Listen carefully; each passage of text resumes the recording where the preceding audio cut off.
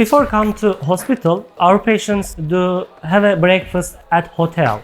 After breakfast, our transfers take from the hotel and the patients come with our transfer at the hospital. After come to hospital, consultation will start. At the consultation, I ask some questions if you have any health issues or if they use any medications. I ask something. After then, the consultation and operation planning start. After operation planning, we go to the operation room. First of all, we take pictures from all patients for the archive, and after then, we take a blood for the PRP, and also we shave hairs. And after the preparing, we start the operation with the local anesthesia.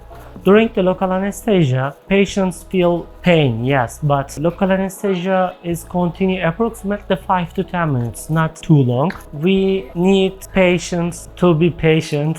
Just 5 to 10 minutes. After the local anesthesia, they shouldn't feel any pain. After anesthesia part, we start the extraction and also the incision, and after that the implantation. The extraction part will be continue approximately 2 hours. The incision part will be continue approximately 1 hour, and the implantation stage will be continue around 3 hours. Totally, the operation time is changing patients to patients, but approximately between 5 to 8 hours. And after the surgery, we explain something to the patients, what he can do, what he cannot after the surgery, or we explain how will be going the healing process. And after surgery day, they will come to hospital for the washing session. We will check the implantation area and we will show to them how he can wash after the surgery first 12 days.